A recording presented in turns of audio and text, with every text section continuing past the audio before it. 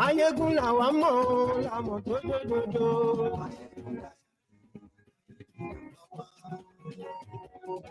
Hello there. Maiyegun làwa mọ̀ làmọ̀ tó dòdòdò. Maiyegun ti dé ọ̀rẹ́ aráyé. Lórí Facebook, lórí YouTube.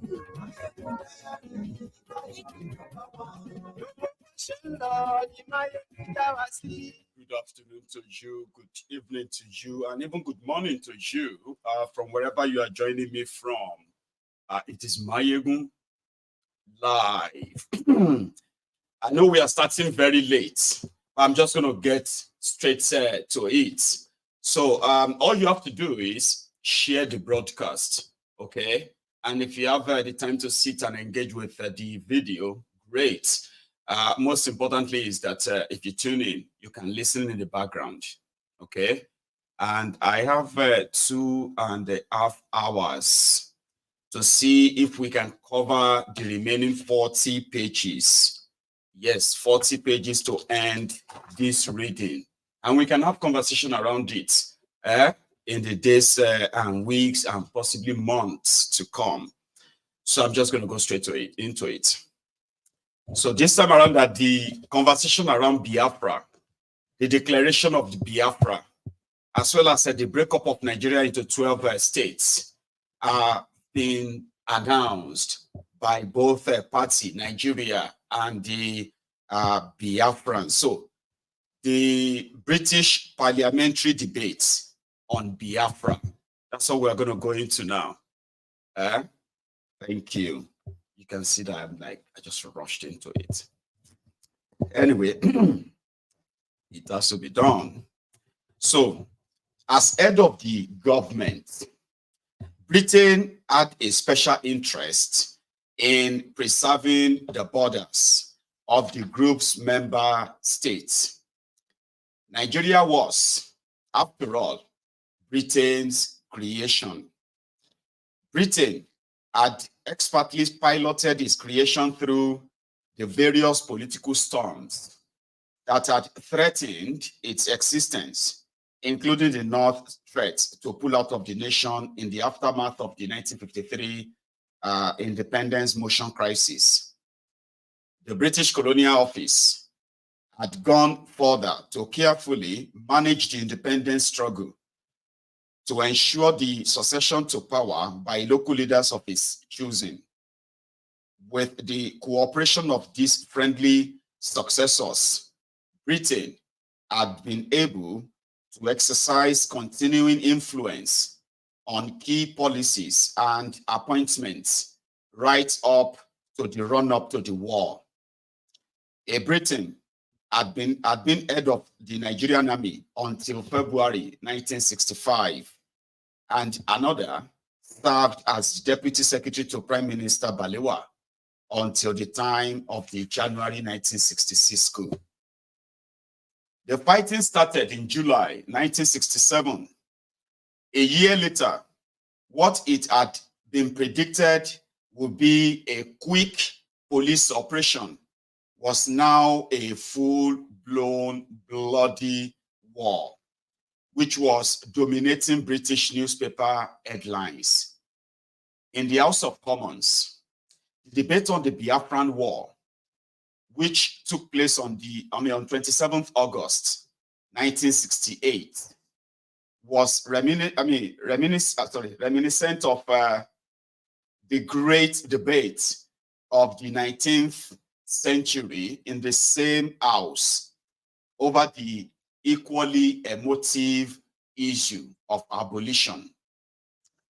The war was at a critical stage. Azikiwe sat and watched the debate from a seat that had been reserved for him in the cubicle of the sergeant at arms. The choice before the House was whether to compel the federal government to call a ceasefire or to allow it to press ahead with what was expected to be the final push to overwhelm the Biafrans. Judge Thompson, the Secretary of State for Commonwealth Affairs put the government case thus. The Nigerian forces, like the forces of many Commonwealth countries, were trained and equipped on British lines long before independence. Under successive British government, they have naturally looked largely to us for resupply.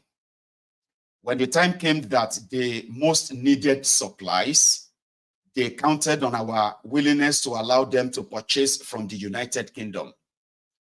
Neutrality was not a possible option for Her Majesty's government at that time.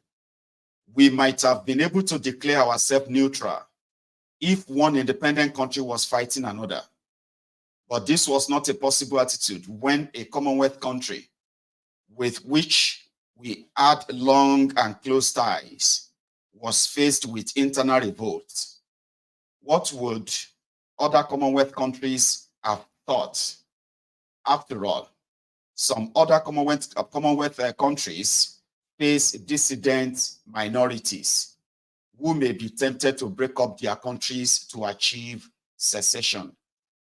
I come to the question of whether, if we were cut off our supply of defense equipment unilaterally, a peace agreement would be made more likely. We would, I believe, lose our capacity to influence the federal government if we were to take such a step. An especially articulate statement of the opposing case came from Stanley Enig, an academic political scientist and Labour MP.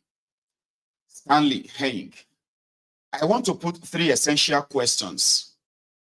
They are essential to what is being done in our name, which is something I bitterly regret. The first is the legal question. By what right do we claim to judge what should happen in Nigeria and what is or is not good for the Nigerian people? My right honorable friend, the Foreign Secretary, had told us that the aim of all of us is one Nigeria. Why? If the Nigerians want 1, 2, 3, or 10 Nigerias, it may be a matter of regret, but it is their business, not ours. Secondly, there is the political question. Why have we made the choice that we have made? Why have one Nigeria as against 2 Nigerias, or the right of secession? Would it not have been better for us to have declared neutrality to show that we were not involved? Finally, there is the moral question. We have supplied arms in order to get influence. That policy has failed. We have no influence, but the war is spreading. It may be that we could stop the war now by ceasing to supply arms. But is it a moral position for British socialist governments, whom I support, to be supplying arms for use in a civil war by men to kill each other, and for that government to say, when this is over, we have bandages and food for you, and we shall give you aid and patch you up again?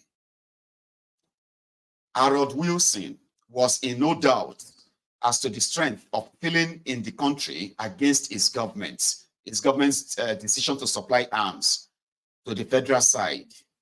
The thought of their government being responsible for Biafran death was anathema to the British people, who were already the most vocal critics of America in the Vietnam War, then in progress. Wilson knew that if Biafra went to the votes, his government would be defeated, which would bring an end to his administration. To avoid this outcome, he made sure that there would be no vote on the matter. But the pro-Biafrans decided to organize a vote, and since many government supporters had gone home, expecting that there would be no vote, it became clear that we could be defeated. In these circumstances, the Undersecretary, Bill Whitlock, was instructed by the whips to talk out the debate. That is, not to sit down just in time for a division to be called. There were not enough dissidents to carry a closure motion. His action further intensified the anger of those of our people and of the conservatives who supported the Biafran line. In the evening, as I was dealing with papers before going off to resume my holiday, there were sounds of great commotion in Downing Street. A large group of Biafran students, after a protest meeting in North London, had surprised the police by converging on Downing Street, where they lit an enormous bonfire, which was kept going by petrol. It could easily have caused damage, but they then suddenly rushed the door of number 10, surprising the custodians and almost succeeding in entering in strength. In the mood they were in, who knows what damage they would have done? But enough custodians just managed to get their shoulders to the door to hold it and lock it. From that day on, the front door defenses were strengthened. Wow. So the Biafran students, the Igbo students and others in London at the time actually protested enough that they attempted to break into Downing Street, the seat of government. It's like breaking into Washington. That was how serious the reaction towards the Biafran war was on record. The international community, while the federal government side could count on British government support, the Biafrans were largely on their own.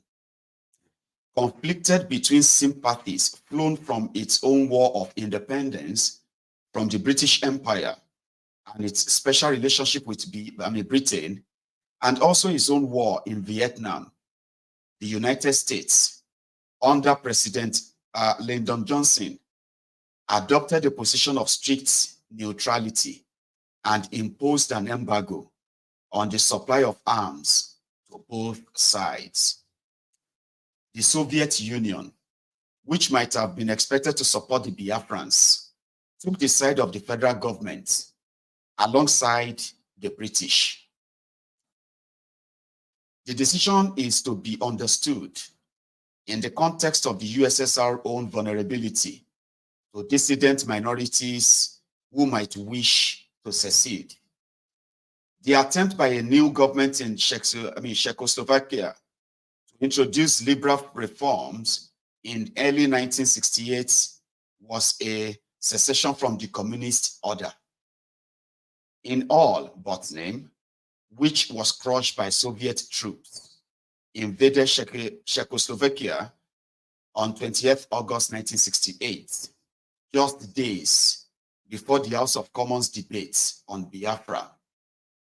Recognizing that Nigeria was a major sphere of British influence, which they stood lying little chance of pricing away, the USSR was content to take a purely commercial position on the war.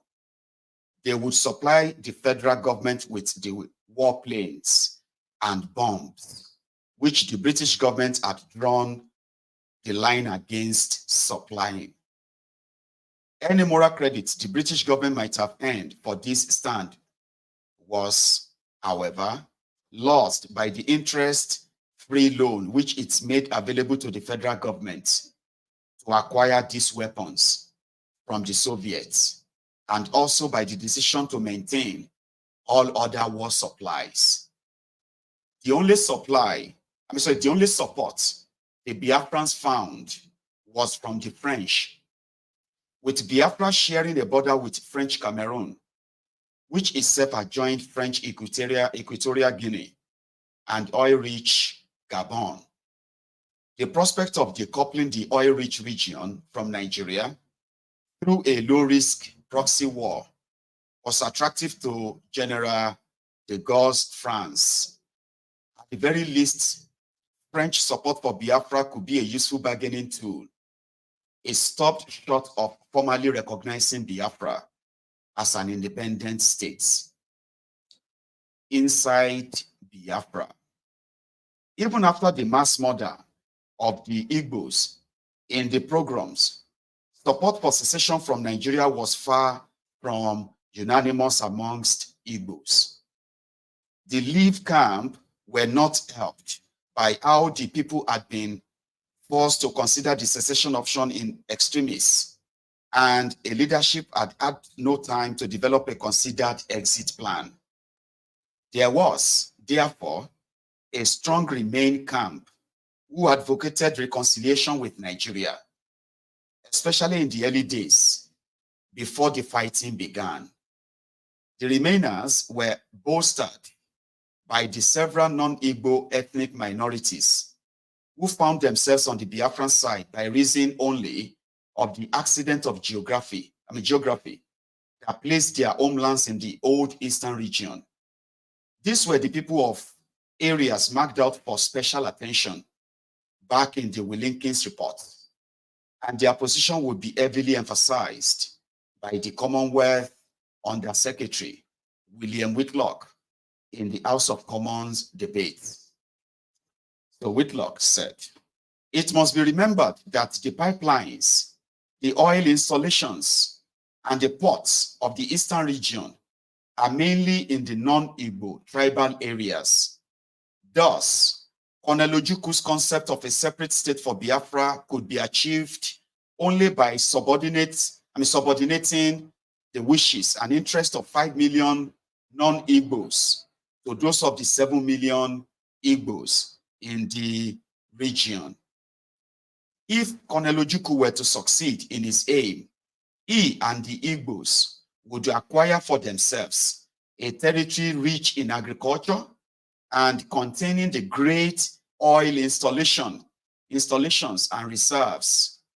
All these at the expense of Nigeria as a whole, financing the war effort. With no foreign help to rely upon, the Biafrans were forced to rely upon themselves. The war effort was to throw up the best and the worst of their people. The responsibility for getting the People's Army to at least look like a fighting force fell on Timothy Chukwuemeka Modu, the Nigerian country representative for Blackwell Young and Company Limited, a City of London-based company, and the official buying agent for the Biafran government. Blackwell's role produced the paradox that the British were supplying both sides in the war. Shell Petroleum Corporation, too, was not to be left out in the double act. Shell, though hit on its production side, made a killing in sales to the chagrin of its competitors in Nigeria. It won the lucrative contract of supplying the Federal Armed Forces. Then, through a complicated operation run from The Hague, it supplied the bulk of the aviation fuel for the relief and gun-running airlifts into Biafra via Sao Tome and Libreville. The relief organizations and the Biafrans settled their accounts in dollars through a Paris bank. Precisely when preparations for war began on the Biafran side, it's not clear, but there is evidence that it started soon after the third and bloodiest round of pogroms on 29 September 1966.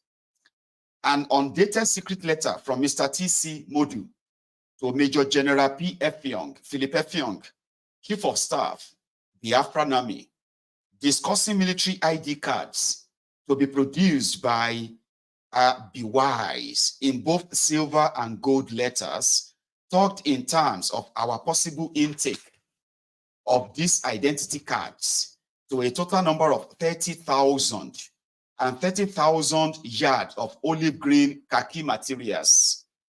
An invoice from Blackwell's dated 12th January 1967 for £13,500 in respect of 60,000 pairs of black ankle boots, grained chrome leather uppers, direct molded sole and heel, vulcanized rubber, number P45, as sample be wise brand, was addressed to store officer, Nigerian Air Force, Enugu, Nigeria, as opposed to the Biafran Army.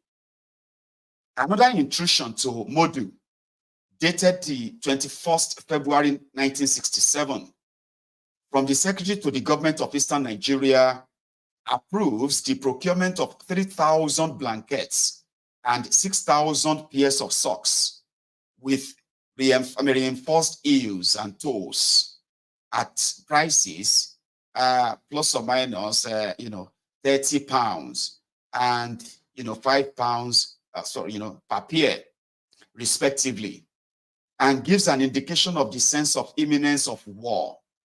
With the notes, I would urge that your overseas principals be pressed to take prompt action on the order, as the blankets and socks are urgently required by government. An order for 10,000 steel helmets, machetes, jerry cans, ponchos, binoculars, compasses, officers' uniforms and swords, military watches, belt caps, and buttons followed in April 1967.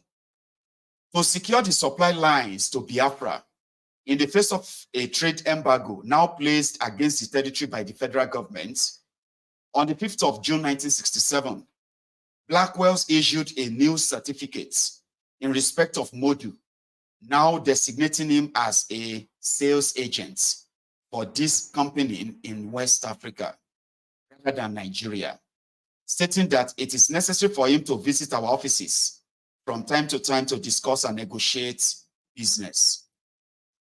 The start of the fighting was precipitated by a tug of war between the federal side and the Biafrans over £7 million of oil receipts that were due to be paid by Shell British Petroleum for the first half of 1967. In a classical legal conundrum, both sides claimed ownership. What was at stake was not only vital resources for the war efforts, but also because of the British government stakes in British Petroleum, tacit political recognition of whichever side the money was paid to. An Aburi-type meeting to broker a compromise between the competing claims was held in New York at the end of June 1967. The Biafrans put forward a suggestion that 57.5% of the revenues deriving from operations in the East will be paid to the Biafran government by Ojuku's deadline of 1st July. The rest should go into a suspense account pending a political settlement. The companies agreed, but the Nigerians flatly rejected it. They went further. Any attempt by the companies to deny the federal government its normal revenues would be countered with an extension of the blockade to tankers and the terminal at Boni. The industry, the Nigerians warned, would grind to a halt, with Biafrans threatening to stop all oil production on their territory. The British oil companies agreed to make a token payment of £250,000 to them. The federal side reacted by imposing a full blockade on 2nd July 1967, and the fighting started 4 days later. In the meantime, the £250,000 pledged to the Biafrans went missing within the international payment system. So, but one mystery remained. What had happened to the token payment of £250,000? Stanley Gray had written a letter to Ojukwu, which was delivered on the 1st July, promising him the money, but stressing that he was acting under duress. The Biafrans originally asked that it should be paid into the African Continental Bank in London, where they had their main UK account. However, they suddenly changed their minds, probably fearing an attempt by the Nigerians to recover it through legal action, and gave instruction for it to be paid into a numbered account in Geneva. The money never arrived. The Bank of England, presumably instructed by the Treasury, that is, the British government, refused exchange control permission, and the money was frozen. Isolated, landlocked, and now shackled by a crippling trade embargo, all that the Biafrans had to fight for was survival. A letter dated 26 August 1967 from Modu to the general manager of the African Continental Bank in London reported that there are thousands and thousands of people enlisting themselves in the army, militia, and civil defense. The news which BBC have been carrying about the capture of places in Biafra is completely false. The reality of Biafra's existence as a country was confirmed by the content of a letter from the Enugu branch of Azikiwe's the African Continental Bank to his London branch dated 14th September 1967. The word Nigeria in the address had been overtyped and replaced by the word Biafra. And somewhat ironically, the telegraphic address for the bank was Zik Bank. The letter reported an adverse turn of events that London's Midland Bank has refused to add their confirmation to the letter of credit established in favor of Messrs. Blackwell Young and Company Limited on account of the present Malays are besetting our republic. So what the Biafrans lacked in financial resources and weaponry, they made up for it they made up for in gallantry and a highly effective international media campaign. The daily television images of the suffering of Biafran women and children from the combined efforts of the policy of starvation and bombing caught the imagination of the British people. Their biggest handicap, however, was the presence in their midst of so many who were not committed to the cause, but who found themselves on the Biafran side of the front by accident or by the design of the Federals. Harold Smith offered the following insights into the roles of Francis Nwo Kedi. The instant treasury was taken over and Francis Nwo Kedi was dispatched by Colonel Ojukwu, the Biafran leader, to travel abroad buying arms. Francis was an extremely efficient and highly experienced former head of the Foreign Service. So that what purportedly happened seems extraordinary. It appears that very few arms were obtained for the very large sums of money taken out of Biafra. It was claimed that Francis and his mission were duped by unscrupulous arms dealers.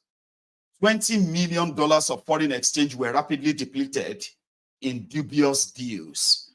Yet, those involved were the cream of Nigeria's civil service.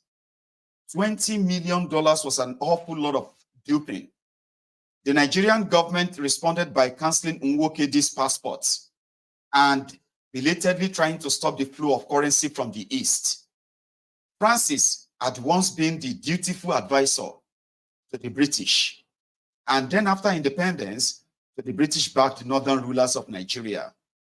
When Ironsi took over, Francis was by his side, and now Ironsi was dead. He was General Ojukwu's lieutenant and right-hand man. Harold Smith wrote, "The betrayal of Biafra Apart from those amongst the minority ethnic groups within the eastern region, who, as a matter of conscience, did not buy into the Biafran cause, there was the added compilation of the former Nigerian army officers who had been implicated in the coup and who appear to have been transferred to prisons in the region as part of advanced war planning strategy. Ojukwu had been persuaded to release them from prison in January 1967 at the time of the Aburi Accord. If the theory that the January 1966 coup was an Igbo plot had any merit, these coup plotters might have been expected to have been loyal to the Biafran cause, but the opposite appears to have been the case. Principal amongst this was Nze Ogun, the leader of the coup plot. Having first been held in Kirikiri Maximum Security Prison in Lagos, following his arrest, by a series of transfers, he ended up in the eastern region. In May 1967, days before the declaration of Biafra, he had made his opposition to secession clear. He said, Nze Ogun, secession will be ill-advised, indeed impossible. Even if the East fights a war of secession and wins, it still cannot succeed. Personally, I don't like secession, and if this country disintegrates, I shall pack up my things and go. In the present circumstances, confederation is the best answer as a temporary measure. In time, we shall have complete unity. That he had no loyalty to the Biafran cause and may, in fact, have been working with the federal side is suggested by a letter that he wrote to Olusegun Obasanjo on 17th June 1967, just a couple of weeks before the outbreak of the war. Nze Ogun wrote to Obasanjo, "You have no doubt heard a lot of rumors about my relations with Ojukwu. We obviously see things quite differently after what he did to my supporters in January 1966. He is also worried about my popularity among his own people. I was to be put back into prison, but he was afraid of the repercussions. Right now, I am not allowed contact with troops, nor am I permitted to operate on the staff. One gentleman's agreement which we have is that I can carry on with whatever pleases me. You can't be in any doubt about the fact that if I have financial and logistic support, I will create a new Nigerian army inside Biafra with Igbo, Hausa, and Yoruba, and all other ethnic groups. Let me know whether anyone in authority there in Lagos is ready to support me. If he is, I like contact to be established soonest." That was Nze Ogun's letter to Obasanjo. It was perhaps not surprising that Nze Ogun was killed soon after hostilities commenced on 6th July 1967. The intriguing element is that he was killed on 29th July 1967, the very anniversary of the counter coup. Even more beguiling is the care that the federal forces took to retrieve his corpse 2 days later and to fly it to Kaduna to be buried in the military cemetery, even while the war was going on. On one level, this honor that was paid to him in death and the fact that his family escaped the war crimes inflicted on men, women, and children from his hometown, Asaba, can be put down to special favor from his friend, Obasanjo. That it was an act of appreciation from the very highest level can, however, be discerned from the fact that even while he was in Kirikiri prison in Lagos, he had been receiving VIP treatment. So according to him, Nze Ogun, Ifeajuna and my colleagues in the South made such a nonsense of this affair with results that people are accusing us of being one-sided.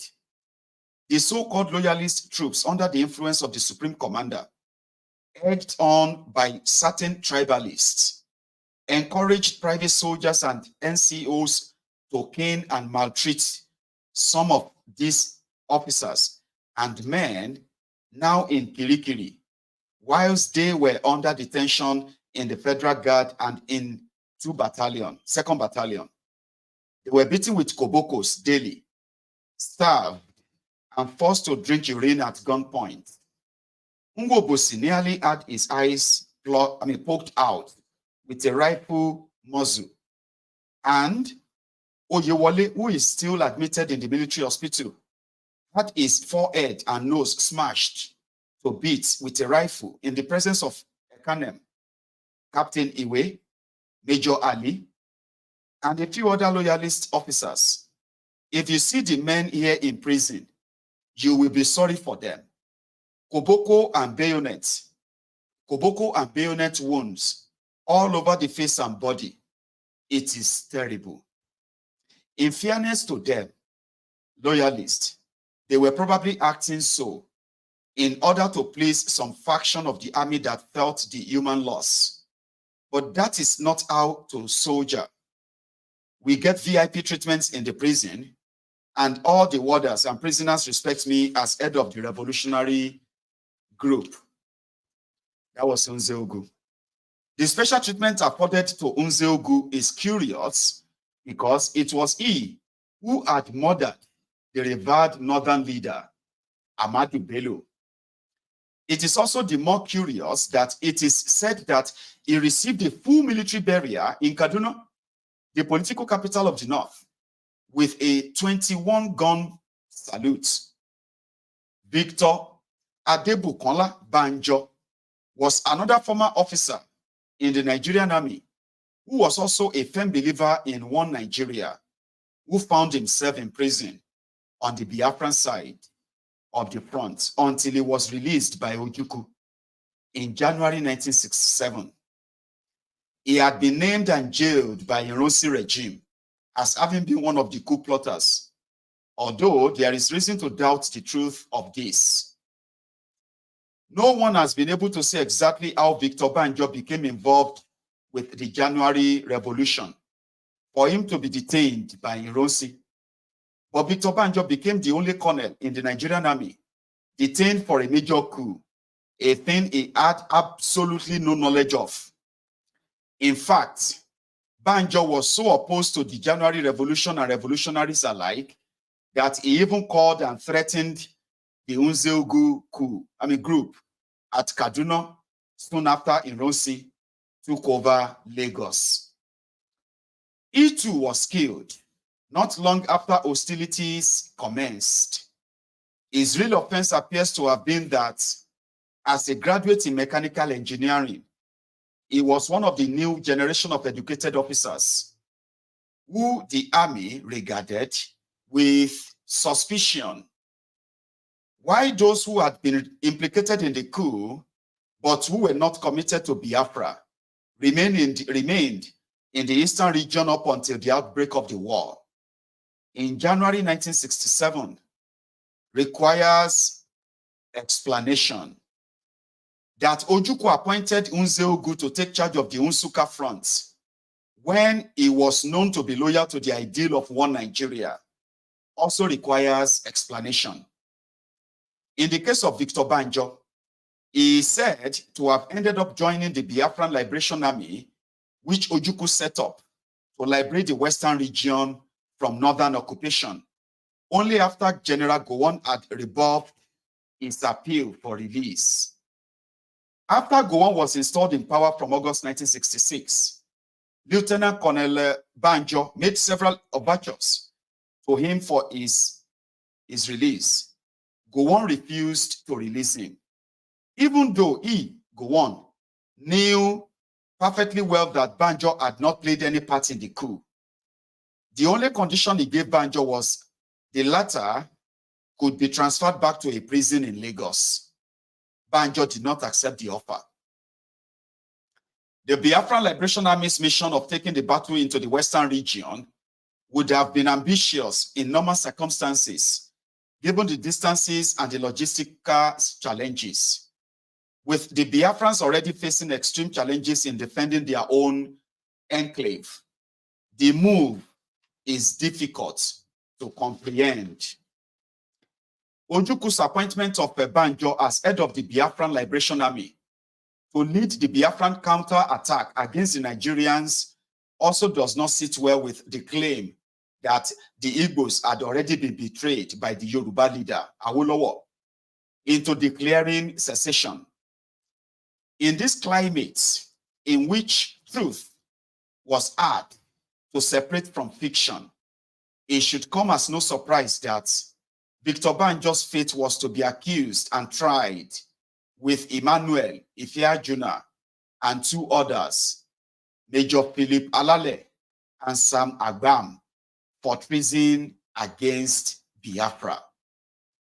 As the story goes, on the 9th of August 1967, it was reported that the Liberation Army had captured the Midwest and had reached Ore in its drive to capture Lagos when the operation was sabotaged by Banjo and Ifeajuna by halting the advance on Lagos.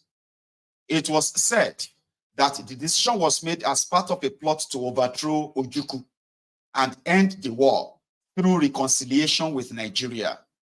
Their plea of innocence have been dismissed.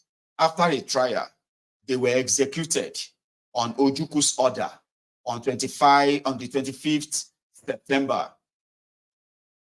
The Biafrans fought on bravely against impossible odds until such will to fight as they still had was finally destroyed by a propaganda coup that was handed to the federal side when Nnamdi Azikiwe, who since the outbreak of the war had been holed up in London, writing his autobiography, ultimately published in 1970, landed in Lagos on the 17th August 1969 to be received by Gowon. Zik had become a prize catch for the federal government, and General Gowon immediately saw in his return to the fold, if for nothing else, the propaganda value which he exploited to good advantage. With one stone, therefore, General Gowon was able to kill the proverbial two birds by taking Zik along with him to the OAU summit at Addis Ababa in September 1969. He was able to finish Biafra off diplomatically once and for all. And secondly, the grand reception and the courtesies accorded Zik on his return to Nigeria helped in no small way in destroying the myth of Biafra by removing the morbid fear that had grieved all Biafrans concerning the alleged intentions of the Nigerians to annihilate all Biafran males of 10 years and above, which was no doubt the mainstay of the Biafran resistance. Azikiwe again. Wow.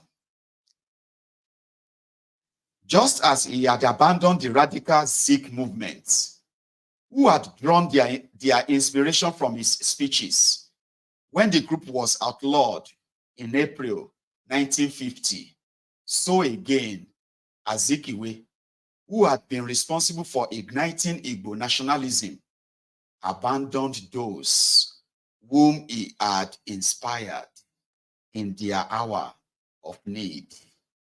On 28 August, he made the following pronouncements. Azikiwe, knowing that the accusation of genocide is probably false, but bearing in mind the widespread killing of 1966, which must always haunt our memories Why should some people continue to fool our people to believe that they are slated for slaughter when we know that they suffer mental anguish and physical agony as a result of their being homeless and their places of abode having been desolated by war and their lives rendered helpless? Ironically, just 3 months before, on 30th May 1969, the second anniversary of the declaration of Biafra, Bruce Mayrock, a 24-year-old American of Jewish descent, who was a medical student at Columbia University in New York, burned himself to death in front of the United Nations building in protest over the genocide in Biafra. The war's end. The general elections, which were looming in Britain in the summer of 1970, was a significant influence on the war coming to an end in that January. Biafra was Britain's own Vietnam, a war that was competing for the headlines at the same time. The Nigerian army was viewed as conducting a proxy war for Britain's oil interests with just cause. The army had been put together and trained by Britain. General Gowon, the leader of the federal forces, had been trained at Sandhurst. The Biafran forces were led by Colonel Ojukwu, who had been trained at Eaton Hall, Chester. It was Britain that was providing the arms and the credit for the prosecution of the war. Harold Wilson had hoped for a short war. As the conflict became drawn out, the moral ground on which he was standing became more difficult.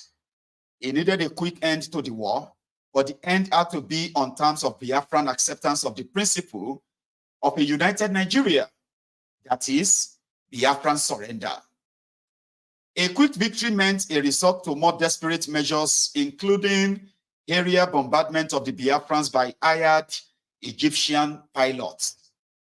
In the words of Ademoyiga, now talking about air raids, it is extremely necessary to speak the truth here and now that the federal forces performed horror.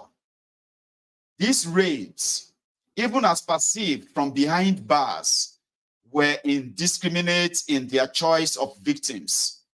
Detention camps, refugee camps, prisons, hospitals, markets, schools, private and public homes, churches, and every conceivable target, even trees and grasses. Those raids of severe intensity and extent of wear ceaseless, producing a most horrifying and most disgusting spectacle that could be perpetrated in any community of human beings. The ceasefire sought by the Biafrans could not be granted as it was seen as a delaying tactic. Only conditional surrender would be acceptable. The hard line taken by the Wilson government meant more hostile headlines and more desperate effort for the final victory. Wilson's Labour Party simply could not go to the country to renew its electoral mandate whilst the war was still filling the front pages of British newspapers and the nightly TV news with images of horrific civilian suffering. Reports of atrocities committed by Nigerian forces against Biafrans had already forced the Wilson government to compel the Nigerian government to record the offending commanders, Benjamin Adekunle and Muritala Muhammad, from their commands. In March 1969, increasingly concerned about the stalemate that was developing, Wilson decided to fly to Nigeria for a personal assessment of the progress of the war, or the war efforts. That he had ownership of the conflict was clear in the commitments he wanted from General Gowon. I wanted to be satisfied about the willingness of the federal government to negotiate on anything not involving dismemberment of Nigeria. In the event of a military victory, he should let the colonel slip through his hands to safety abroad. It should come as no surprise that the war ended precisely in accordance with Wilson's script, when at 2 a.m. on 11th January 1970, Colonel Ojukwu boarded the last flight from Biafra to safety. Post-war propaganda. The Biafran War essentially a falling out between two former political allies, the northern region and the eastern region, the Hausa Fulani and the Igbos. Their party alliance, the NPC and NCNC alliance, had controlled the Nigerian political space, and the army had been dominated by northerners and easterners, with only a token representation from the western region. And the war had its genesis in the slaughter of Igbos living in the north. However, come the end of the war, in January 1970, an observer might have thought that the war had been between the Yoruba and the Igbo. A Yoruba man, Obafemi Awolowo, was the Minister of Finance, who was said to be responsible for the policy of starvation as an instrument of war that accounted for most of the death of the Igbo side. In an army in which the Yoruba representation had been fairly insignificant, the Yoruba officers suddenly took center stage. The one division led by Colonel Benjamin Adekunle, and a Yoruba man born to a Fulani mother, the 3rd Marine Commando Division, was the spearhead of the federal assaults on Igbo land. In the final act of this tragedy, in fact, I want to take that again because the way they kind of mark it was like, a little bit skippy. So I'll take that paragraph again, please. Talking about the post-war propaganda, okay? A Yoruba man, Obafemi Awolowo, was the Minister of Finance, who was said to be responsible for the policy of starvation as an instrument of war that accounted for most of the death on the Igbo side. In an army in which the Yoruba representation had been fairly insignificant, the Yoruba officers suddenly took center stage. The one division led by Colonel Benjamin Adekunle, a Yoruba man born to a Fulani mother, the 3rd Marine Commando Division, was the spearhead of the federal assault on Igbo land.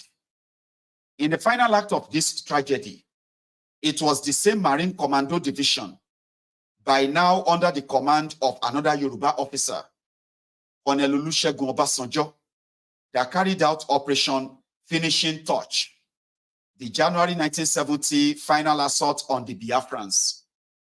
There was much more than a sense of irony in the image of the Yoruba man, Obasanjo, accepting the surrender of the Biafran forces from their commander, Major General Philip F. Young. In the prologue to his memoir on the Biafran War, F. Young narrates the story of a meeting long before the war in November 1965 with a mysterious old man who had come in to see him on the pretext of a show of appreciation for admitting his nephew into the army. F. Young wrote in his memoirs, after a while, he looked at my palms and started telling me about the crisis the country was going to go through and the enormous bloodshed that was going to follow. Of course, I was very skeptical and told him that he was probably seeing the bloodshed in the West. Operation Wetie was already on. I pointed out to him He shook his head and went on to say that he had seen me in the midst of a crisis that was more like a war. To cut a long story short, the old man left me in no doubt about the ugly prospects and said that he would do all that was necessary to protect me because I was a good man. He also asked me to remember him when everything he had told me come to pass. I gave him an indulgent smile before he left. At the end of the war in 1970, I sought out Nicholas Anyaru, then a lieutenant colonel in the Supreme Headquarters of Major General Yakubu Gowon, head of state and commander-in-chief of the Nigerian Armed Forces. He recalled the meeting with the old man, but told me that the man had not been his uncle. Anyaru had met him for the first time by mere coincidence at the ordnance depot gate, and he had insisted on seeing me. When he told me that he had never seen the man again and did not know his name or where he had come from, it became even more significant that what the man had told me had come to pass. Much more was to come in terms of the damage to future Southern relations from the post-war rehabilitation policy. Again, credited to Awolowo, whereby Igbos were to receive £20 each to restart their lives following a change of currency that had reduced the value of their pre-war saving to zero. In a country that had never been able to count the living properly, figures for the dead from the Biafran War are unreliable. They range from 1 million to close to 3 million. The old partnership between North and East had died with the Biafra War, at least for the time being. The new partners were the North and the West, symbolized by that image of Obasanjo accepting Effiong's surrender on 15th January 1970, ended the dramatic event which had begun precisely 4 years earlier, on 15th January 1966. This symbolic act confirmed Obasanjo as a principal military figure amongst the Yoruba, and with the Eastern region's defeat in the whole of the South, it would become the platform for the major role that it would now play in the country as it prepared to enter a long phase of military rule. So let me take a break. I left, what happened is this, right? I left my teacup out there. I'm going to go grab it. So we have a chapter 9, and I hope I could probably just finish that, and then that will be it, right? So bear with me.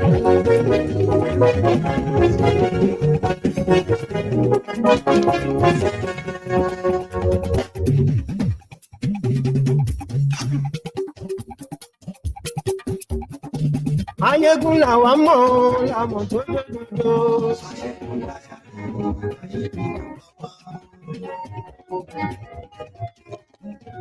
Maiyegun làwa mọ̀ làmọ̀ tó lódodo. Maiyegun ti dé o, ọ̀rẹ́ ara yìí. Thank you so much. Those of you who have been, who are part of this morning or afternoon, I want to believe that we have a chapter 9, and I think we should get down to it straight up, because we are going to be reading about. I'm reading about 40 to 46 pages, and it seems that we've only just done about, just about maybe 15 or so yet. So we still have about 30 pages to go. So let's get down to it. Chapter 9. From General Obasanjo to President Obasanjo. In the retrospect of 40 years, it is clear that this was a grave mistake which has cost many lives and will probably continue to do so. It would have been better to establish several smaller states in a free trade area. Sir Peter Smithers military rule. With the slogan, "No victor, no vanquish," the soldiers under the leadership of General Gowon set to put the broken union back together. The experience with democratic self-rule had been short-lived. spanning barely 6 years from independence. But if the politicians had been inexperienced, the soldiers were even more so, because Nigeria's military independence came much later than political independence. For the first 5 years of civilian self-rule, up until 9th February 1965, the Nigerian army was still being run by Britain. Not only were the soldiers are militarily inexperienced, they were young compared to their political counterparts. General Gowon, the most senior figure in the army and the head of state, was a merely 35 years of age. The army, having been so hurriedly put together and with so little exposure to the sovereign discipline of combat, their experience typically being limited to United Nations peacekeeping missions in Congo, and with low educational attainment, were the least equipped institution for the challenge of rebuilding the broken mega states. The charade of Nigeria, hang on, there's something about my camera position. It shouldn't be that down, but so down. It should be a little bit up. Sorry about that.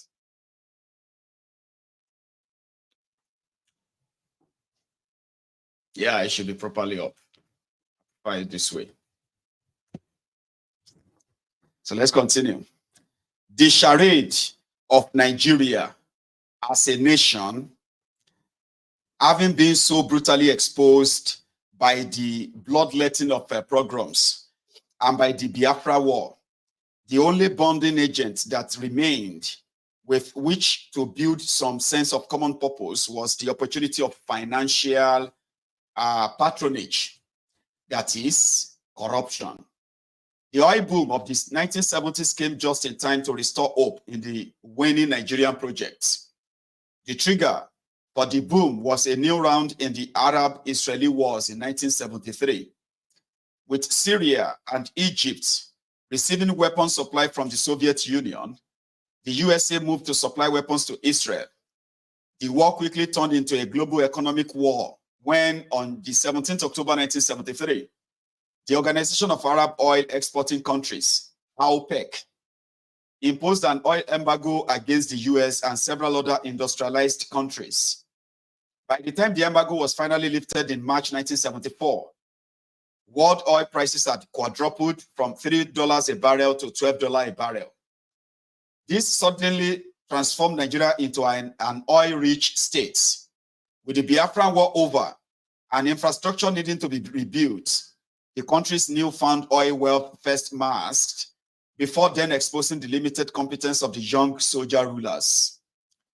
With the country now awash with oil revenues, Gowon, the northern Christian, had served his purpose as the acceptable face of northern rule. His removal from power on 29 July 1975 by Murtala Muhammad was achieved by exploiting popular disenchantment over the announcement of a delay to the return to civilian rule scheduled for 1976. Unlike Ojukwu, who after the coup of January 1966 had refused to be subordinated to Gowon, his junior in rank, just because he was a northerner, Obasanjo, although senior to Muhammad by age and rank, accepted to serve as his second in command. This act of deference cleared the way for Muhammad to be sworn in as head of state. Nigeria was back where it had been when the British left, under Fulani northern rule, but now with a military structure under a military regime. Murtala Muhammad, a Fulani native of Kano, Muhammad had attended Barewa College before joining the Nigerian Army in 1958 and attending Sandust for his officer training. He had been at the center of all the key political ruptions in Nigeria, from his leading role in the bloody counter-coup of January 1966, his service as aide-de-camp to the military administrator in the Western region during the 1962 crisis, down to his ignominious role in the massacre of civilians, including women and children in Asaba during the Biafran War. While the earlier coup of January and July 1966 had represented fundamental changes in the political matrix, the driving force for the coup, which brought Muritala to power, was more about the man at the top. Gowon had enjoyed nearly 10 years in power, and Muritala wanted his turn on the grand stage. Perhaps because his tenure was so short, it was possible to put an enduring gloss on his blood-soaked past. As it happened, the delay timetable for the return to civilian rule, which he had used to justify Gowon's removal, was in fact extended further by a new regime when on 1st October 1975, it announced a new date of 1st October 1979, the announcement of an anti-corruption program and a plan to create 7 new states, coupled with the promise of a new constitution for the country, was sufficient to buy the customary early popularity for the new regime. The real boost to his popularity came from a new radicalism in external affairs, which was clearly demonstrated in Nigeria's role in the struggle for Angola independence. When in November 1975, South African forces, with American CIA backing, intervened in the war against the People Movement for the Liberation of Angola, MPLA, the Muritala Muhammad regime, in a departure from the position taken by the OAU and in defiance of US wishes, decided to assert its independence by giving formal recognition to the MPLA regime. The move ensured the withdrawal of the South African forces in December 1975, but at great cost to Muritala Muhammad himself. He was assassinated in Lagos on 13th February 1976 in what was reported to be an attempted coup with a count of 199 days in office. Muritala had ruled for only 6 days. He had only ruled for 5 days longer than in Rossi, right? So he only lasted 5 days longer than in Rossi. So the leader of the attempted coup, Colonel Bukasuka Dimka, was a Christian from Gowon's ethnic group, and it was suggested that Gowon was behind the plot to take back power, having been in nearby Togo at the time. With Ojukwu already in exile in Ivory Coast, Gowon's subsequent exile to Britain meant the military leaders from both sides of the Biafran War were now exiled from Nigeria. Wow. Once more, give me another sec. I think my world of view shouldn't be that far away. I should be at the center. I think that's better. Anyway, thank you. So let's continue. So the two of them were now in exile. Once more, a popular northern leader had been killed in a coup at the hands of a Christian. At the hand of a Christian, the prospect of power passing down to his deputy, a southern Christian, was viewed with concern in many quarters, not least by the man himself, Obasanjo. For this reason, he went to great lengths to deny interest in the succession. For their part, the Northerners were sensitive to a situation where another Northerners would succeed a Northern Muslim, who had himself succeeded a Northern Christian.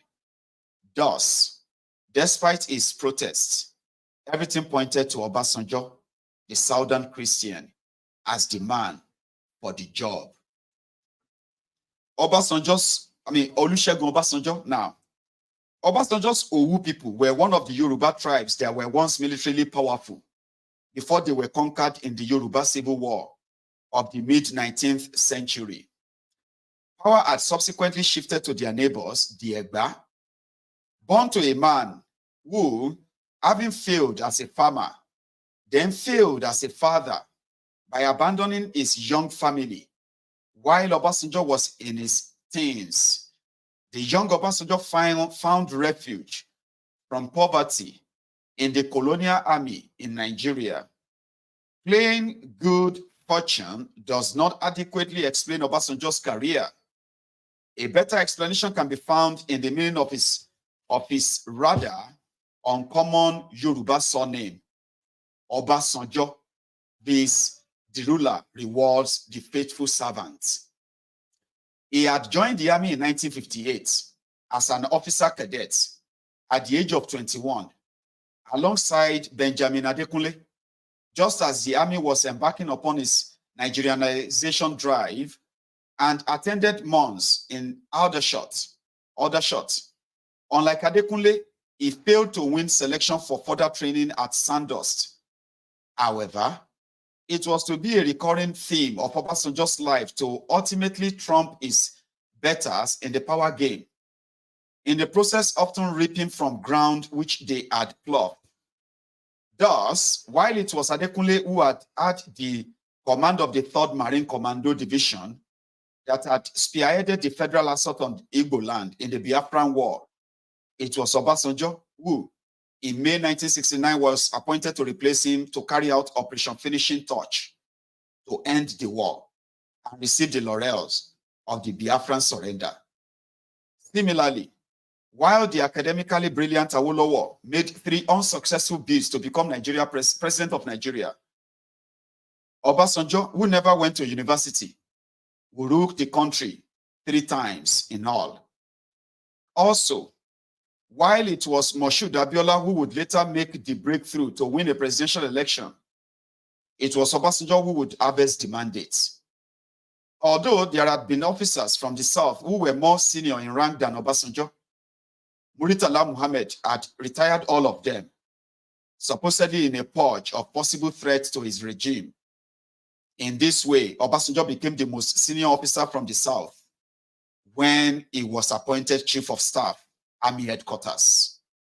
It was the least that Muhammad could do as payback for Obasanjo stepping aside for him. In all, Obasanjo played his part of the reluctant heir to power skillfully. He spared no effort in eulogizing the memory of Muritala Muhammad.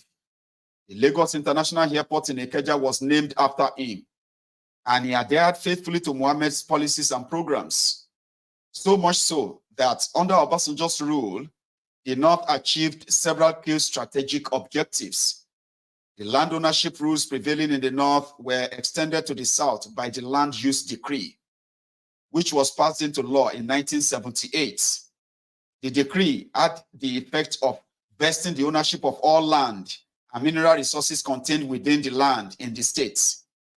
Contracts for the construction of a steel mill in Ajaokuta, Kogi State, were signed. In addition, the decree to establish a new federal capital in Abuja, which had been passed in the last days of Muritala Muhammad's regime, on 4th February 1976, was promulgated. The big challenge remained the constitutional arrangement to restart the democracy game. So, banishing tribalism. In the thinking of the soldiers and their advisors, the collapse of the First Republic had been due to the tribalism of the political class. The solution was for the men of the armed forces, as the tribalized Nigerians, to draw up a constitution and a political order that would banish tribalism forever. In this thinking, the soldiers conveniently overlooked the fact that it was the slaughter of Igbo soldiers by fellow soldiers from the North within shared barracks, which had led to full-blown inter-ethnic warfare, resulting in the death of millions. One of the other perceived mistakes was said to be the system of parliamentary government, in which a government team was directly shadowed by an official opposition team, with weekly parliamentary confrontations between the prime minister and the leader of the opposition, and in which the executive was made up of elected representatives of the people. In its place, a system broadly modeled upon the US presidential system of government was introduced. The result was a poor imitation, which lost sight of the importance feature of American federalism. The draftmen failed to appreciate or more likely, close their minds to the balance of power between the arms of government which serves as a guard against federal excesses.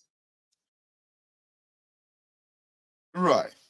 They also ignore the fact that the daily encounters under the parliamentary system between the cabinet and the official opposition served as a similar check on the excesses of the executive.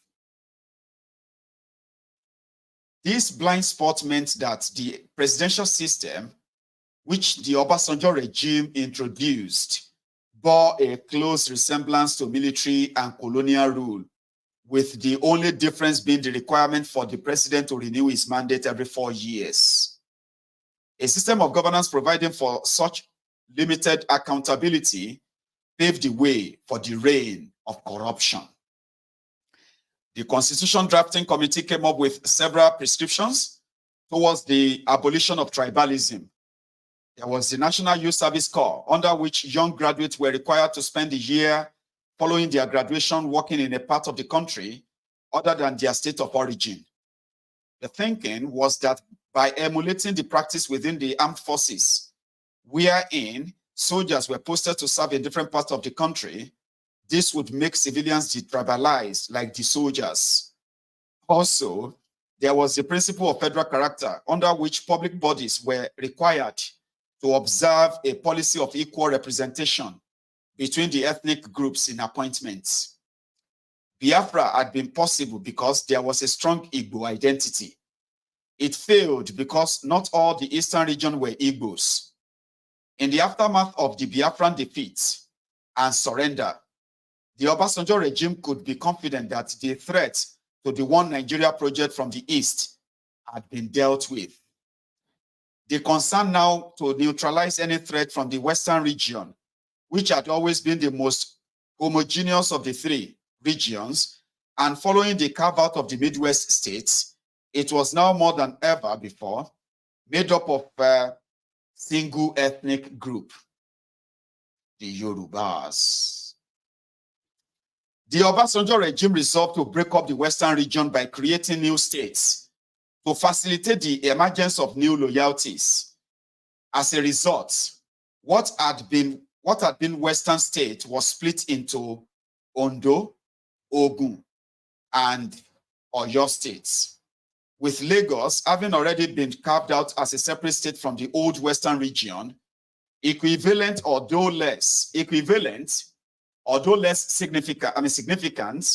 measures were taken in the east and in the north. East Central State, which had been the core Igbo area, was split into Anambra and Imo states. In the north, Northeastern State became Borno, Gongola, and Bauchi states. Northwestern State became Sokoto, Niger, and Federal Capital Territory. And Benue, Plateau State, became the separate state of Benue and Plateau. In the new arrangement, there were a total of 19 states, thus reversing the parity of states between the North and South that had apparently been considered with Gowon's 12-state measure just before the war. 7 states remained unchanged except for minor boundary adjustments: Kano, Kwara, Lagos, Midwest, North Central, Rivers, and Southeastern. All 19 states were given new names without geographical links in order to erase memories of past political ties and emotional or regional attachment. Are you paying attention to how they started decoupling in their own way of trying to take away all our identity, everything, so that we will never have any audacity or any chance of saying we want to break up or we want to go our separate ways anymore? That is why when they started creating states, they started merging brothers from this part and making them minority in another part, so that you will never have a chance of forming enough to say, you know, when you say Biafra, for example, now, you will see the Igbos that were caught to be part of Benue, the Igbos that were caught to be part of, Rivers, caught to be part of, what do you call it, Akwa Ibom, all those border towns, right, like that. All the Igbos there, they are already, most of them are already denying, they've already denied their Igbo-ness.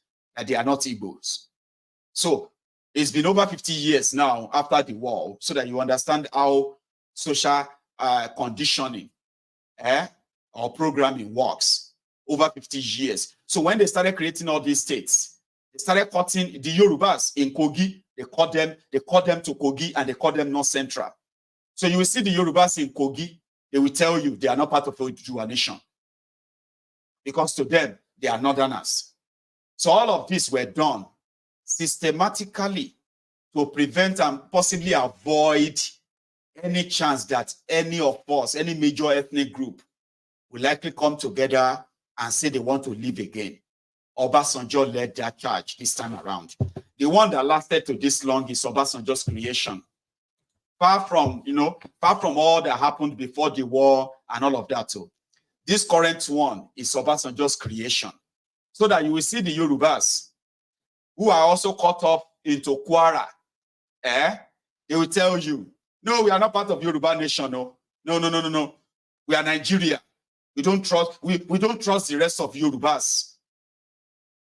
And that is the same thing with other Igbos. They will tell you, we don't trust all these Igbo. We are not Igbo. We are not Igbo. We are not Igbo. We are not Igbos. We are Benue. We are not Igbo. We are Rivans. I'm just saying so that you will pay attention to how they started changing the names and why they did it. They said why they started breaking the country is simply because they wanted to make sure that we all lose our identity. Start carrying this one Nigeria identity. It is the creation of Obasanjo. But let me continue. Right. Shokoto. Anyway, the most significant prescription was a requirement for political parties to be national. Obasanjo also removed like having your own political party that actually represents you. Igala People's Conference, Igala People's Party. The TV Popular Party, or the Yoruba, Egbe Omo Yoruba Progressive Party. They stopped that. You can no longer name your political party must have national. You must go and look for Northerners. If you are a Southerner who want to start a political party, you must go and look for Northerners to come and take position in your party before they can agree that you can start a party in Nigeria. All of that is to make sure that, but again, let's continue because of our time. This, it was thought, could be achieved by making it a condition of registration as a political party that the party should have offices in at least 2/3 of states in the federation. The stipulation only succeeded in making the process of registering parties prohibitively expensive. It failed in the central objective of avoiding tribal-based parties, as the 5 political parties which emerged through the process were, almost without exception, a reincarnation of the parties of the failed First Republic. Awolowo and his action group resurfaced with the Unity Party of Nigeria. You see that? Unity Party of Nigeria. Unity Party Nigeria. See that? Meanwhile, it's a Yoruba party. Awolowo's party. But you have to look national. Right? As the predominantly Yoruba party. Although, although the Sardauna and Balewa were now deceased, their party, the NPC, returned in name as the National Party of Nigeria, Unity Party of Nigeria, National Party of Nigeria, so NPN. But in substance, as the party of the Hausa Fulani, under the leadership of Alhaji Shehu Shagari, Aminu Kano, who had been the leader of the Northern Element Progressive Union, as the voice of the Radical North, initially returned as a member of NPN before breaking away to set up his own party, the People Redemption Party, PRP. Not only did the party undermine the Hausa Fulani NPN's appeal in the Northeast, confirmed when the party won both Borno and Gongola states, but it posed the larger danger of a broad alliance against the NPN, since it contained prominent members of the old western arm of the NCNC. With Azikiwe having retired from party politics, there will be nothing to stop this Northeast with Southeast alliance further aligning with Awolowo's UPN of the Southwest. There can be but few precedents in history for one who has served as a head of state above sectional politics. To return to the mayor of the partisan struggle for vote, as Azikiwe did. But by one means or another, Azikiwe was persuaded to return to the fray. He did so not by forming his own party, but joining the NPP. Then using his power and influence over Igbo members to get the party to adopt him as his presidential candidate, in preference to Waziri Ibrahim. The move forced Ibrahim to leave, with his Kanuri followers, to form a new party, the Great Nigerian People's Party, GNPP. Azikiwe's late intervention had the effect of taking the country back to square one in his political journey, as he then took the now predominantly Igbo NPP into alliance with NPN again. Thus reproducing the old alliance of Northwest and East. The reward for Azikiwe and his followers was 8 positions within the new NPN-NPP alliance government, Shagari's government. The 2019 debacle. A new dimension introduced to the political arena is what can be described as a judicial electorate. As part of the measures to outlaw tribally based parties, the Constitution had stipulated that a candidate for an election to the office of president shall be deemed to have been duly elected to such office where 1, he has the highest number of votes cast, and 2, he had not less than 1/4 of the votes cast at the election in each of at least 2/3 of all states in the federation. When the votes were tallied, Alhaji Shehu Shagari of the NPN was credited with 5.688 million votes, with Awolowo of the UPN coming in second, 4.916 million votes, and Azikiwe coming third. Shagari had the highest number of votes cast, but the issue was whether he had met the not less than stipulation. He had unquestionably in 12 of the 19 states, but he had unquestionably in 12 of the 19 states, but in Kano, he had attained only 19.9% of the total votes cast. Awolowo and the UPN argued that not less than 2/3 of 19 states meant 13 states, so that Shagari was not entitled to be sworn in as president without a runoff election between him and Awolowo. The prospect of a head-to-head contest between Awolowo and Shagari, without splintering influence of Azikiwe and others, offered no attraction to the NPN. Before the Supreme Court, the NPN's elite counsel, Richard Akinjide, argued that 2/3 of 19 was 12, and 2/3 was 12, and 2/3 of that, since Shagari had won 25% of 2/3 of the votes in the 13 states, he had met the constitutional requirement. With only one dissent, the court accepted this argument, or the alternative argument, that the constitutional provision had been substantially complied with without affecting the results. With this, the Second Republic was born with a heavy cloud over its legitimacy. Nothing had changed and nothing had been learned. It was not long before the resurrected alliance of North and East fell apart once more. With no ideology binding the alliance partners, corruption became the only cause. A sudden collapse in the oil price saw the economy run completely out of control, and the country mired in astronomical debts.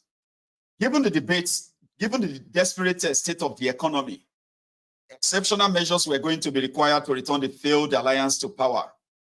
The Shagari government sought to curry electoral support by granting pardons to the two central characters in the Biafran War who had been in exile for different reasons, Gowon and Ojukwu. The subsequent 1983 presidential election, which was again plagued with allegations of vote rigging, saw Shagari returned as president with a disputed 47% of the votes, with Awolowo far behind with 31% of the votes, and Azikiwe still making his influence felt with 14% of the votes. This time, the arithmetic was such that there would be no judicial contest, but history was, nevertheless, to repeat itself when on 31st December 1983, the army took over and dismissed the political class.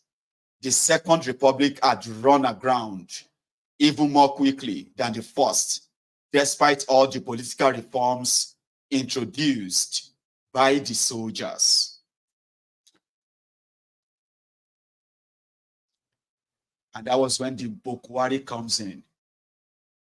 Mumumadu, Bokwari,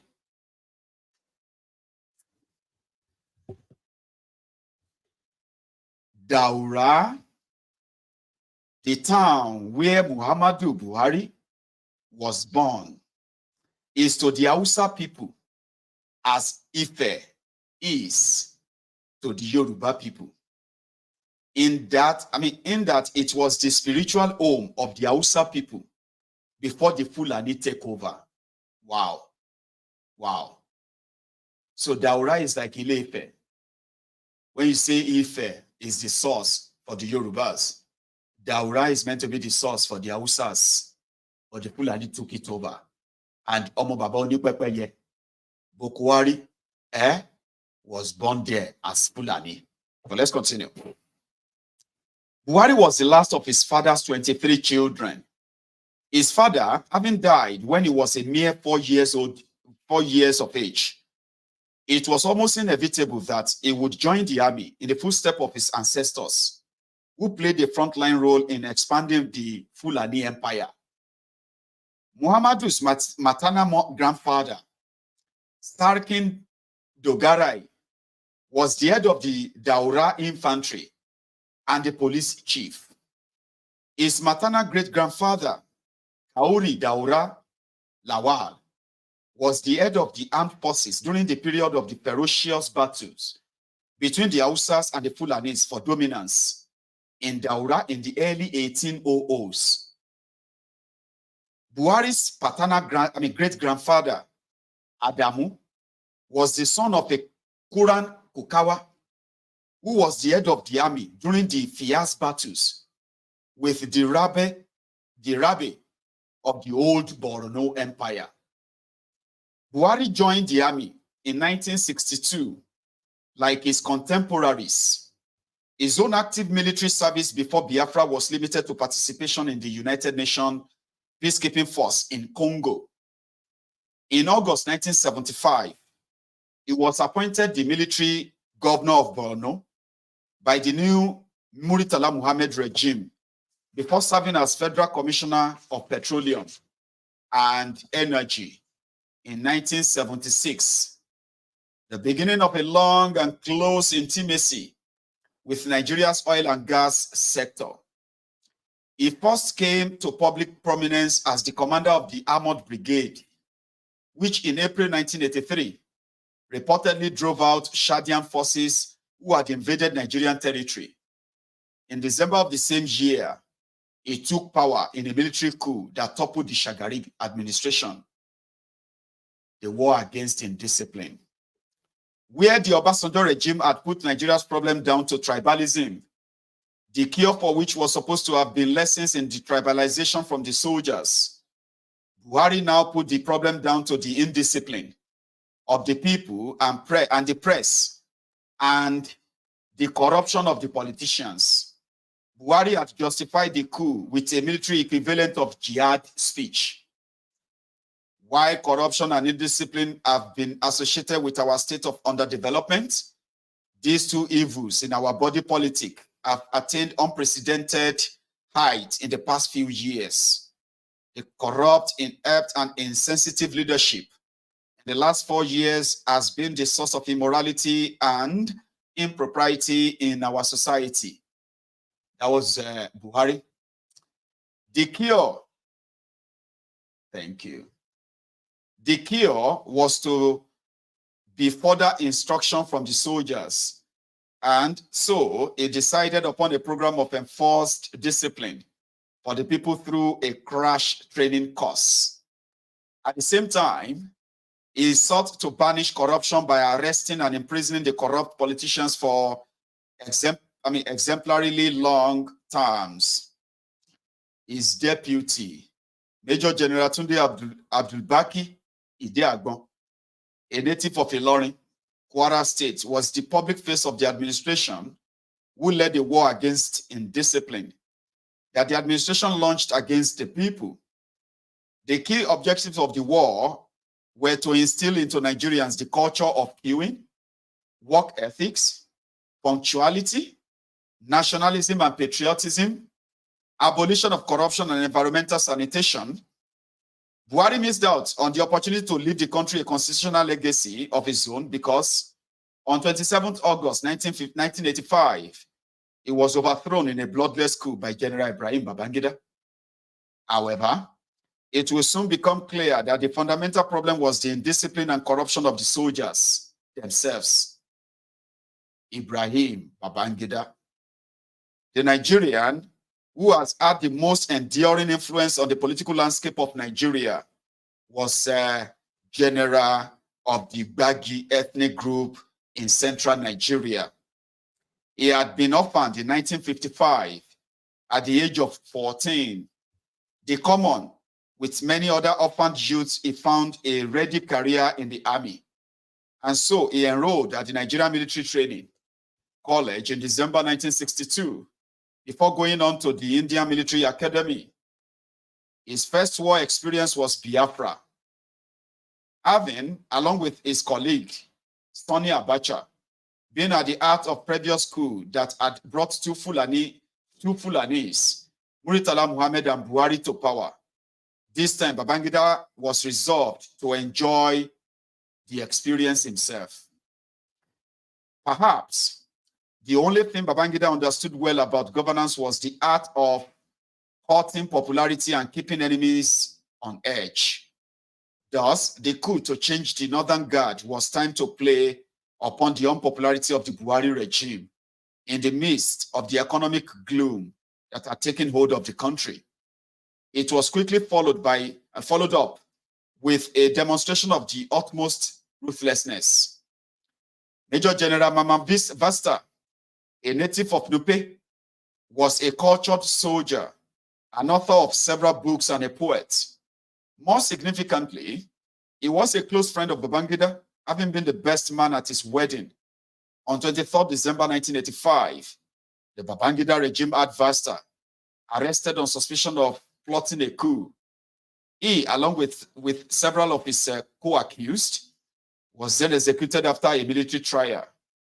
The execution of such a friend on mere suspicion of coup plotting, without evidence of an actual attempt, was intended as an early warning from the master coup plotter to all other would-be imitators.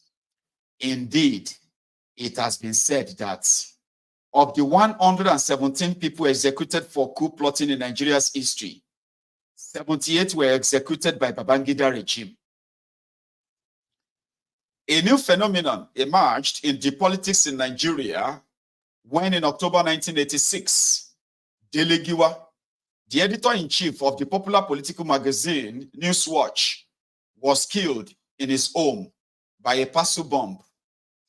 The incident, coming after Giwa had undergone a series of interviews at the behest of the state security services, caused suspicion to fall on the Babangida government.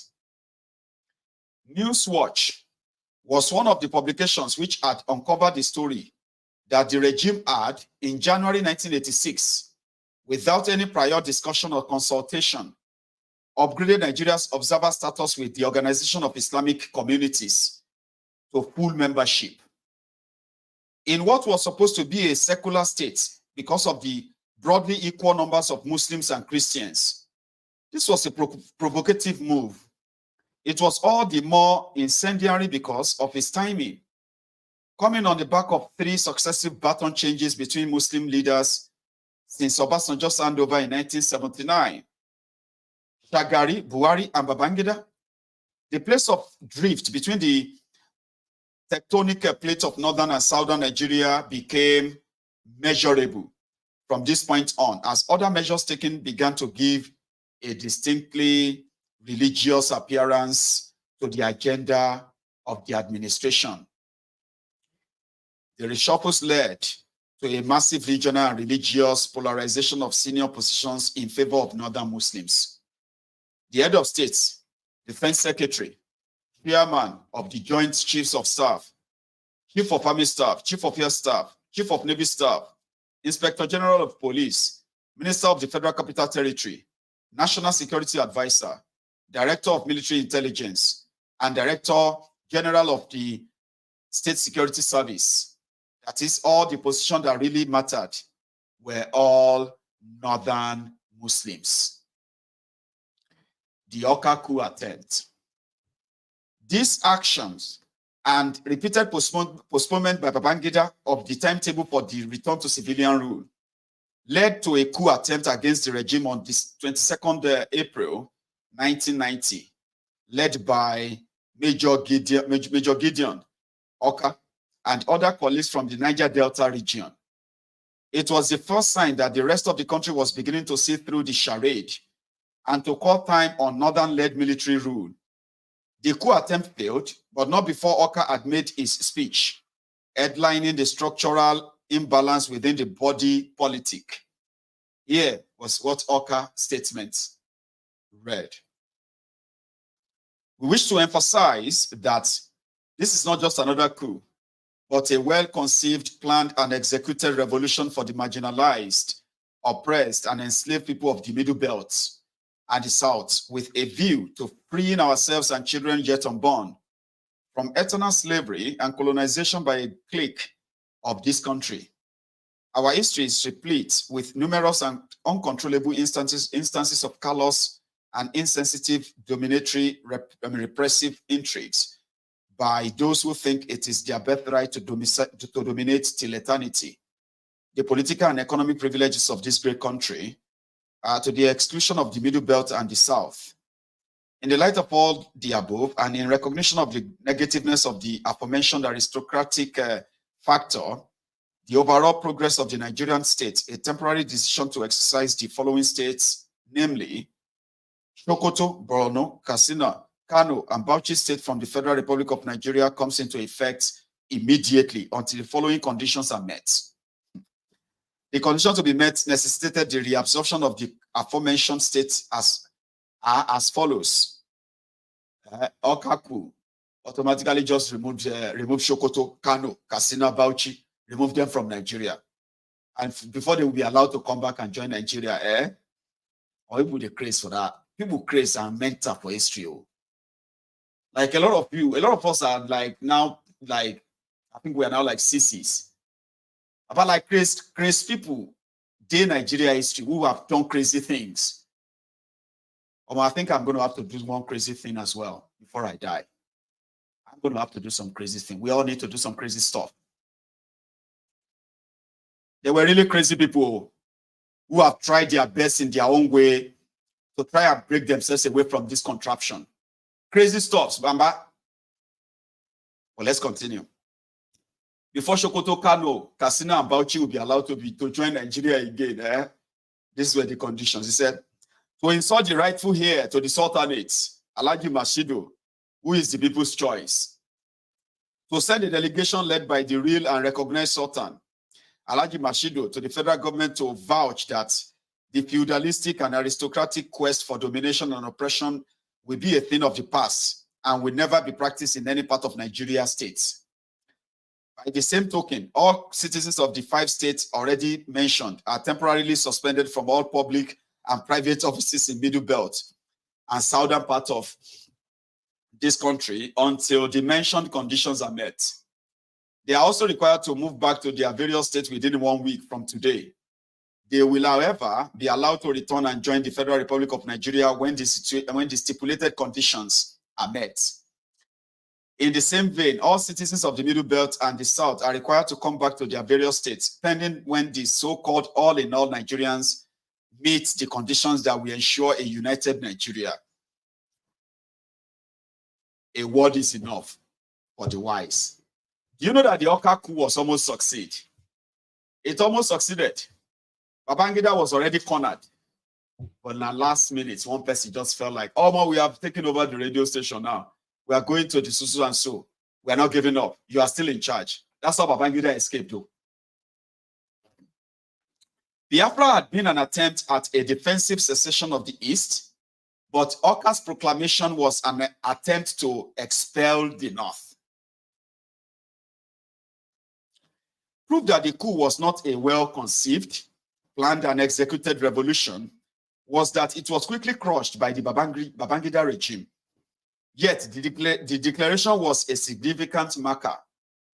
While it had brought dancing on some streets of the Middle Belt and the South, it led to somber reflection and calculation in the North. The declared objectives of the abortive coup had raised the stakes of the political games at the center. What had hitherto been thought but not spoken was now out in the open. The Northern administration made a small retreat on one front by announcing the suspension of Nigeria's membership of the Organization of the Islamic Conference in August 1991, whilst making a big advance on another front as Babangida embarked upon a radical program to reshape the Nigerian states. The creation of several new states on 27th August 1991 effectively atomized the federation and by so doing, reduced the scope for concerned action in the future. This was followed quickly by the move of his seat of governance from Dodon Barracks in Lagos, which had been captured by the Oka coupists, to Abuja in December 1991. Up until this point, Abuja as the seat of power was still a plan. June 12th. In the aftermath of the coup attempt, Babangida now quickly announced a program for return to civilian rule that saw a census count undertaken in November 1991, ahead of planned election in 1992, with a promise to hand power back to civilian on 27th August 1993. In the meantime, he embarked upon a radical experiment towards creating a diarchy, the joint rule of soldiers and civilians. Military officers were retired from the army, but then retained in office as part of the federal military government, whilst at the same time, civilians were brought into the administration. Although civilian involvement in military regime was not new, the level of civilian participation in the Babangida regime was unprecedented and far exceeded that of prior military regimes. In another departure from previous military regimes, and to underline the fusion of military and civilian rule, he resorted to calling himself president as opposed to head of state. All the signs were that the regime was testing the waters to assess the viability of the conversion of a military ruler into a civilian ruler or leader, as Flight Lieutenant Rawlings had recently done in Ghana. However, doubt over the prospect of pulling it off set the stage for what was intended to be a transition to civilian rule that was to end all transactions, or transitions rather. On the previous occasions, when the democracy game had started, a northerner had taken power. The pattern was to be broken in the course of Babangida's elaborate arrangements. A carefully orchestrated plan saw a gradual withdrawal of military officers from governance, and their replacement by elected civilians. The process of disengagement had worked up progressively from local government to state, then to the National Assembly, until the final stage of federal presidential elections, only for the Babangida regime to then ban the freely formed parties. In a native attempt to fast forward a country made up of hundreds of ancient nations into a Western-type two-party system, the regime now decreed the creation of two parties, the Social Democratic Party, SDP, and the National Republican Convention, NRC. The attempt to escape tribal parties, which the multi-party system was believed to bring about, only served to push the country into the deeper abyss of the North-South divide. The party whose name began with S quickly became identified with the South, while the one with the name beginning with N equally quickly became associated with the North. The divide was compounded when a Yoruba southerner, Moshood Kashimawo Abiola, was chosen by the SDP as a standard bearer for the presidential election, while the NRC chose a northerner, Bashir Tofa, with Babangida Kingibe, a Kanuri Muslim from the northeast, as a running mate, and with Abiola himself being a southern Muslim. The SDP constituted a formidable alliance between the south and the northeast. With only two parties in play, this time around, there was no room for Azikiwe to play the role of the make-weight. In this head-to-head contest between Abiola and Tofa, the odds favored an Abiola victory. The realization came to the Babangida regime too late. The votes were already being counted when, at a point in the vote tally, where Abiola was believed to have won 19 out of the 30 states, the prospect of the power loop between the army and the North being broken for the first time since independence suddenly loomed. The Babangida regime was faced with a choice between allowing the democratic contest to take its course or calling a stop to the exercise and allowing the mask of army neutrality to sleep. It chose the latter course, and so on 23rd June 1993, Babangida announced the annulment of the election and withheld the results. With this, the country had come full circle from the crisis over census count of 1962, the result of which were similarly annulled and withheld. The annulment of presidential elections by the very same northern military ruler who had been the target of the Oka coup now brought the issues of northern domination that had been heard in the coup speech back into full focus. If a southern Muslim who had gathered so much electoral support across Muslim North could ultimately be denied his mandate, there was little reason for other southerners to have any confidence in the system.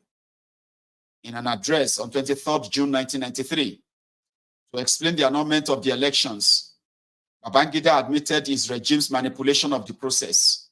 He said, in particular, during the course of handling the interlocking relationships between the old and new political forces and institutions, some problems had arisen, leading us into a number of difficulties and thereby necessitating our having to tamper with the rules and regulations laid down in the political program.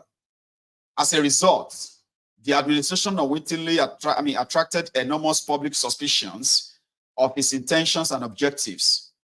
Accordingly, we have experienced certain shortfalls and conflicting responses to the pulls and pushes of governance in the course of policy implementation.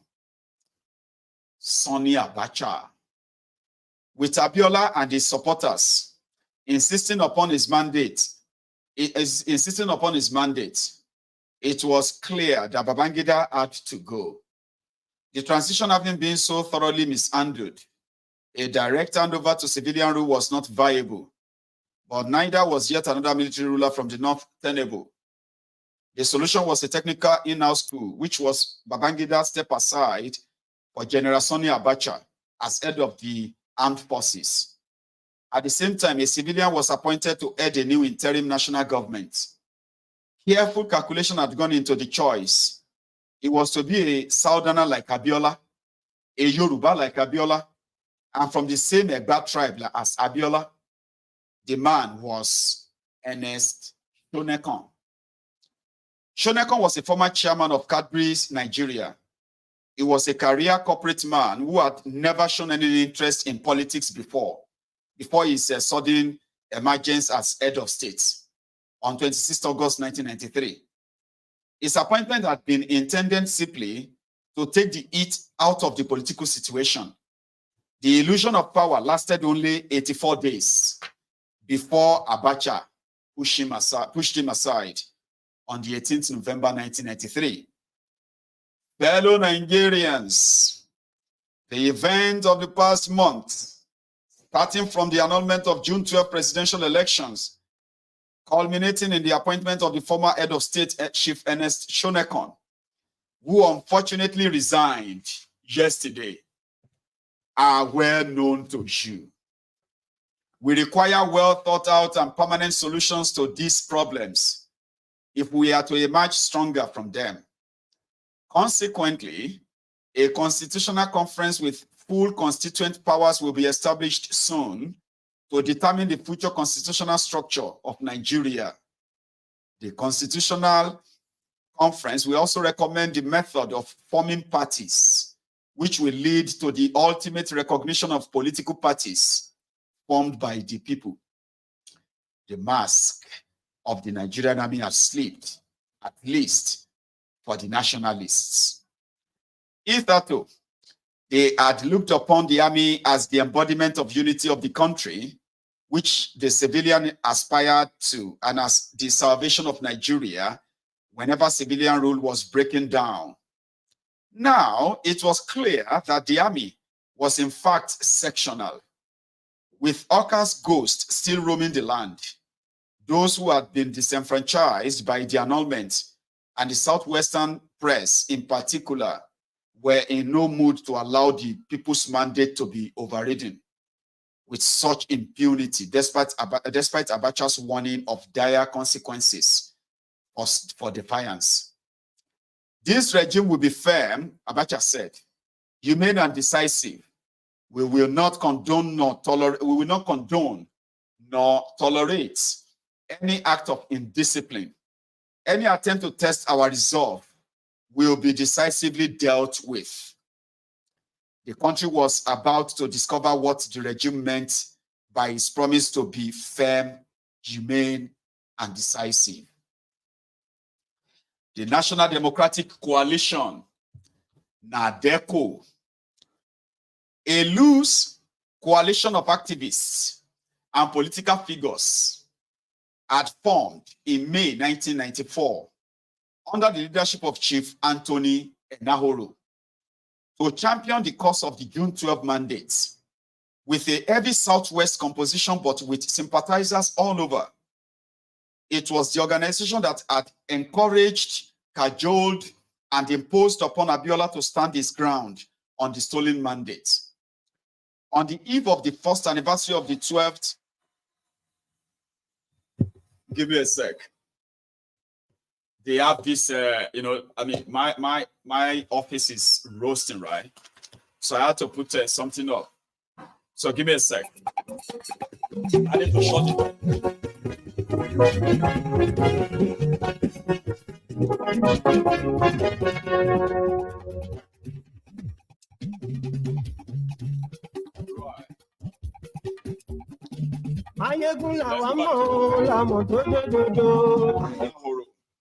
Now, sorry about that, okay?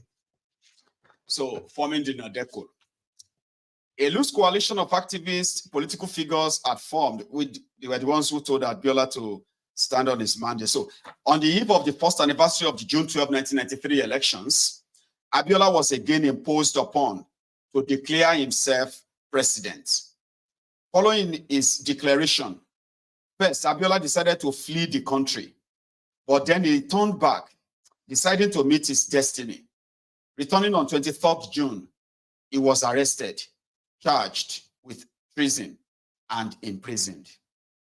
Apart from removing the last semblance of fair play in Nigeria's political system, the other destructive dynamic that Babangida's rule had unleashed in the country was the liberal access to oil revenue and oil wells for those associates and friends of the regime.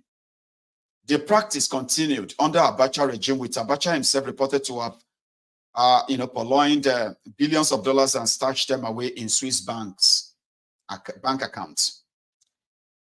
This was an era in which America was turning its face against military rulers in the Third World, but with George Washington, Andrew Jackson, Dwight Eisenhower, amongst others, as example from his own history, there could be no objection to military rulers who were prepared to swap their uniform for suits and contest elections. The new template had been tested with Flight Lieutenant Jerry Rawlings in Ghana in 1992, and Yoweri Museveni of Uganda was readying himself for the same conversion. Abacha started to prepare for the same costume change. To this end, he first organized a National Constitutional Conference, which sat from 26 June 1994 to 26 June 1995 to deliberate on a new constitutional arrangement for the country. In an attempt to bury Abiola's mandate by decree, the administration proscribed and banished the SDP and NRC parties that Babangida had created, and approved instead the registration of 5 new political parties. What at first appeared as a liberalizing move to enhance freedom of association by the political class and more choice for the electorate turned into farce when each of the 5 parties, one by one, adopted Abacha as their presidential candidate in the planned elections. The outcome was famously labeled by Chief Bola Ige as the 5 fingers of the same leprous hand. Leprous fingers or leprous hand. NADECO led a very effective boycott of Abacha's constitutional conference and mobilized popular and international opinion against the regime. As the standoff between NADECO's position and Abacha's ambition hardened, the political language of the battle between the two camps took a dire turn. On 17th November 1994, the first anniversary of Abacha's coup, a bomb went up in Lagos, marking the beginning of a low-level bombing campaign. The Abacha regime responded with a campaign of assassinations directed at key figures in NADECO. The first victims were the financiers of the organization. In February 1995, the publisher, Chief Alex Ibru, narrowly survived an assassination bullet. The businessman, Pa Alfred Rewani, was less fortunate as he was shot and killed in his home on 6 October 1995. The strugglers in the Southwest were to find common cause with the activists in the Niger Delta when the Ogoni activist and playwright Ken Saro-Wiwa was tried by a military tribunal and sentenced to death by hanging. Abacha captured world headlines when on 10th November 1995, shunning all pleas for clemency, he ordered the public hanging of Saro-Wiwa. This was done even as the Conference of the Commonwealth Head of States that was leading the International Call for Mercy was in session. The barbaric acts led immediately to the suspension of Nigeria from the Commonwealth and to a downward spiral in the Abacha regime's foreign relations. The regime confirmed its pariah status when Abacha's assassins shot and killed Abiola's wife, Kudirat Abiola, on 4th June 1996 on the street of Lagos. The evident ruthlessness of the Abacha regime now drove the chairman of NADECO, Chief Anthony Enahoro, and other prominent leaders into exile to continue the campaign from abroad. It now seemed that there was nothing that could stop Abacha from realizing his ambition to convert himself into a civilian president in 1998. And with oil revenue at his command, there were those who were ready to support his ambition. On 12th June 1997, the 4th anniversary of the June 12th elections, an organization by the name Youth Earnestly Asked for Abacha was launched in Lagos under the leadership of one Daniel Kanu as a campaign group to support Abacha's plan. Another organization, the National Council of Youth Associations, organized a 2 million youth march in Abuja in March 1998 in support of Abacha. It was all in vain. Abacha and the army had gone too far now to turn back with any honor. With the murder of his wife, Abiola's resolve became steely and turned him into the accidental hero of the struggle for democracy in Nigeria. The stand-up quickly came to be seen as Abacha of the North versus Abiola of the South, with Abacha refusing to release Abiola from prison unless he agreed to give up his claim to the presidency, and Abiola holding firm as the 5th anniversary of the aborted June 12th election approached. It was Bill Clinton's United States administration that took the decisive action to break the deadlock. Abacha died on 8th June 1998, and Abiola's death in prison quickly followed on the 7th July 1998.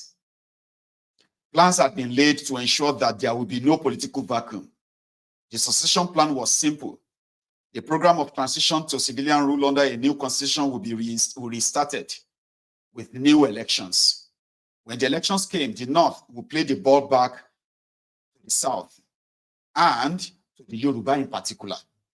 This would be done by ensuring that the North did not put forward one of their own to contest. However, the winner of the planned election would be no ordinary Yoruba. It would be one of the North choosing, a former soldier who will give the army a pace-saving formula through which to salvage some degree of continued political relevance. That man will be the now retired General Olusegun Obasanjo. Nelson Mandela's autobiography, Long Walk to Freedom, which detailed his journey from prisoner to president, was published in December 1994. It seems more than just a few leaves were borrowed from this book when Obasanjo, who had never shown the slightest revolutionary tendency, was arrested and imprisoned by Abacha on 13th March 1995 on allegation of coup plotting. This was all part of the setting for Obasanjo's costume change from a former military ruler to born-again Christian, chairman of the Advisory Council of Transparency International, and presidential candidate. The man who brokered the arrangement was General Abdulsalami Alhaji Abubakar, who took over as military president on 9th June 1998, following Abacha's assassination. Do you know that this book says Abacha was assassinated by the Americans? Yeah, that's what this book says. Abacha didn't die of APU or anything, all those things you are hearing. Abacha was assassinated by the Americans when they felt like this nonsense has to stop now. Abacha has to die. Abiola had to die. You remember Condoleezza Rice? You remember now, Condoleezza Rice, former Secretary of State under Bill Clinton. No? Of course you do. Anyway, let's continue. Although Abdulsalami was another military ruler, he was one who made it clear that he had no lust for power by quickly announcing arrangement to hold elections within a year and to hand over to an elected president. At the end of the week of mourning that he had declared for Abacha, his first act had been to release Obasanjo from prison on 15th June 1998. Obasanjo has spent precisely 3 years, 3 months, and 3 days in prison. A curious coincidence with his cell number 333. Just 8 months later, he will be declared the winner of presidential elections on the platform of the newly formed People's Democratic Party. Even Mandela had not achieved the transition from prisoner to president so miraculously. The election was notable for the North not fielding a candidate. So the candidates of the two main parties, the People's Democratic Party and the Alliance for Democracy, retired General Obasanjo and Olufalaye, were both Southerners and both Yoruba. Equally significant was the fact that the new constitution, which the army had drafted, was not released until the 5th of May, 1999, after the winner of the election was confirmed. And just days before Obasanjo was sworn in as the new president of the Third Republic on May 29, 1999. Sharia and mend. Man, this thing just seems like it's not going to end. Okay, you know something? I'm just going to have to like leave it now. This is going to take all my time. And I think some of the history afterward, let's talk about the Sharia and mend, Boko Haram, how Boko Haram came to be, third-term agenda of Obasanjo, the Yaradua saga, the 2011 elections, the coming to term with the past. Just a few other pages there. Guys, then the Chibok girls. Hey, what is left is pretty much like about 7 pages. I'm not reading that anymore because of my time. Okay. Normally, we were supposed to have a phone in. But what happened again as well is that we won't have a phone in. Okay. We will have a phone in on this probably another time. Okay. And for now, we will call this the end of the reading. Let's call it the end of the reading. Because the rest of the history are what majority of you are aware of. So I just don't want to sit and be like I'm reading newspaper, because it will just be like things you know. A lot of us do know, all right? So thank you so much. For those of you who have always been part of this from the word go, okay? I have delivered this and I've cut them into pieces where you can actually rewatch them if you want to. So from tomorrow until we open another book, from tomorrow, we will be having our brunch time with Maiyegun. Just, what's up? What's going on? Phone in and gist and all that, updates and all that, okay? No reading from tomorrow. So I want to say a big thank you to Yomi Totu, who provided us these two, great historical piece of work from the contraption from Nigeria. So Totu, God bless you. This will now go into, it will remain in our library in the studio. So if anybody comes to the Maiyegun's Diary Political Studio, you will have a chance of possibly getting entertained with some of these books while you sit in the reception there, chilling before we get on to have our chats. So thank you to all of you, and I appreciate your patience, your listening here and all that. I'm going to see you some other time, okay? But don't leave without liking the broadcast, though, right? So we have our own, what do you call it? A banging time, a period where it's not just going to be reading. It's going to come with other goodies, right? I'll be from tomorrow. Thank you so much for your time. I will see you later this evening. Let me go get ready for that.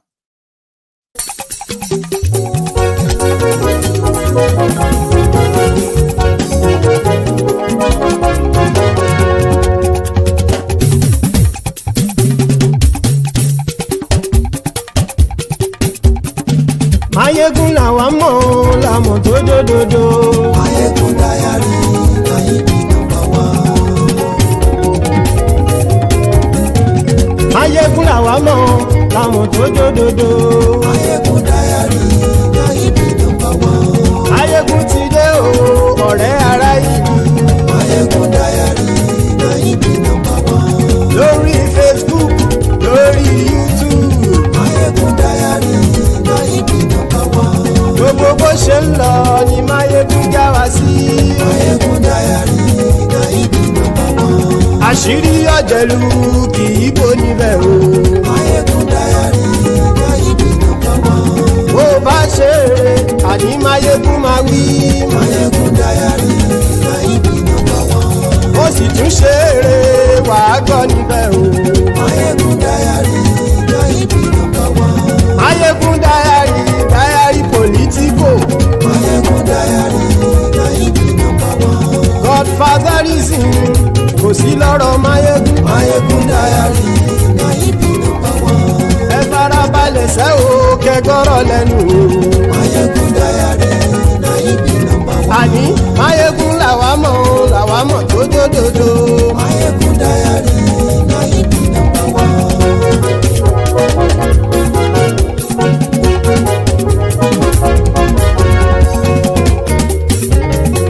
àní ẹ̀sùn ràkì. Maiyegun ti dé. Maiyegun ti dé. ọ̀jẹ̀lú ẹ̀sùn ràkì.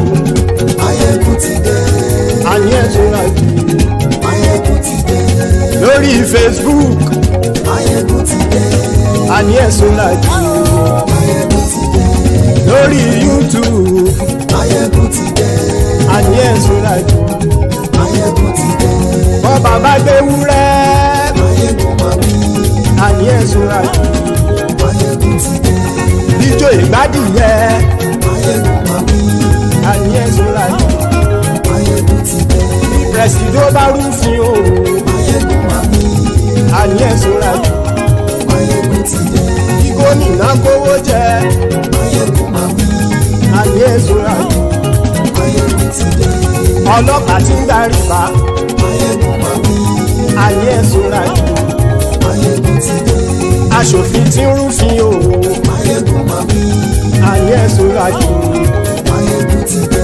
òkúra olóṣèlú. Maiyegun máa wí. àní ẹ̀sùn ràkì.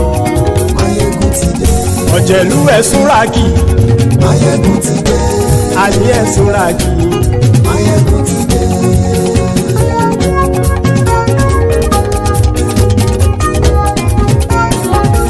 Maiyegun ti dé. gbogbo ọ̀jẹ̀lú ẹ̀sùn ràkì. Maiyegun ti dé. gbogbo ọ̀jẹ̀lú ẹ̀sùn ràkì. ṣùgbọ́n ní bá ti ṣe èyí tó yẹ kí wọ́n ṣe ọmọ bá dèrò ní fi wọ́n níran o. Maiyegun ti dé. Gbogbo ọ̀jẹ̀lú ẹ̀sùn ràkì. Maiyegun ti dé. Gbogbo ọ̀jẹ̀lú ẹ̀sùn ràkì. ṣùgbọ́n ní bá ti ṣe yìí tó yẹ kí wọ́n ṣe ọmọ bá dẹ́rọ̀ ò ní fi wọ́n níran. wọ́n fowó bẹ́ẹ̀ o Maiyegun ó sọ pé wọ́n ò bẹ́ẹ̀ wọ́n fowó bẹ́ẹ̀ Maiyegun ó sọ pé wọ́n ò bẹ́ẹ̀ oníkanṣá ti ṣe èyí tó yẹ kí wọ́n ṣe fáwọn ará ìlú tó gbé wọn débẹ̀ o àyè. Maiyegun ti dé gbogbo ọ̀jẹ̀lú ẹ̀sùn ràkì. Maiyegun ti dé gbogbo ọ̀jẹ̀lú ẹ̀sùn ràkì. ṣùgbọ́n ní bá ti ṣe yìí tó yẹ kí wọ́n ṣe ọmọ bá dẹ́rọ̀ ò ní fi wọ́n níran. ha kì máa yí ṣeré ọ̀rọ̀ yìí kì í ṣẹ̀fẹ̀ kì máa yí ṣeré ọ̀rọ̀ yìí kì í ṣẹ̀fẹ̀ ẹni bá ti lè lẹ́bọ̀ lẹ́rù o ọmọ bá dèrò kàṣàyè tú wọn síta. Maiyegun ti dé gbogbo ọ̀jẹ̀lú ẹ̀sùn ràkì. Maiyegun ti dé gbogbo ọ̀jẹ̀lú ẹ̀sùn ràkì. ṣùgbọ́n ní bá ti ṣe yìí tó yẹ kí wọ́n ṣe ọmọ bá dẹ́rọ̀ ò ní fi wọ́n níran. tẹnitẹni ọmọ Maiyegun ọ̀rẹ́ ara ìlú mọ̀mọ́ ni ó fọlọ́hún ṣọ́ ẹ̀ bá kìlẹ́bù lóòótọ́ olódodo ìlú ọ̀tá ìlú mọ̀mọ́ ni ìwọ ṣá máa ń ṣọ́ra kò sì mọ́ bẹ̀rù bọ́tà ń lè rí bóníṣègùn lé káwọn mọ̀mọ́ fi ṣera wọn ni ó ti dẹrùn tí wọn ò gbọ́dọ̀ sì mọ́ bẹ̀. èèpo ọ̀bọ̀lọmọ bá dérò tàjẹ́ ò gbọ́dọ̀ jẹ́ ó ti dọba lórí àbínú ẹni kò sì mọ́ fòyà àìsíwọ́lu ní ẹnìkẹ́ ìgbódì ẹyin lábàrá o ó kó ẹni tó bá dán o àkàmù. Maiyegun ti dé gbogbo ọ̀jẹ̀lú ẹ̀sùn ràkì. Maiyegun ti dé gbogbo ọ̀jẹ̀lú ẹ̀ súnra kí o ẹni bá ti ṣe yìí tó yẹ kí wọ́n ṣe ọmọ bá dèrò òní fi wọ́n níran o. Maiyegun ti dé gbogbo ọ̀jẹ̀lú ẹ̀ súnra kí. Maiyegun ti dé gbogbo ọ̀jẹ̀lú ẹ̀ súnra kí. ṣùgbọ́n ní bá ti ṣe yìí tó yẹ kí wọ́n ṣe ọmọ bá dẹ́rọ̀ òní fi wọ́n níran.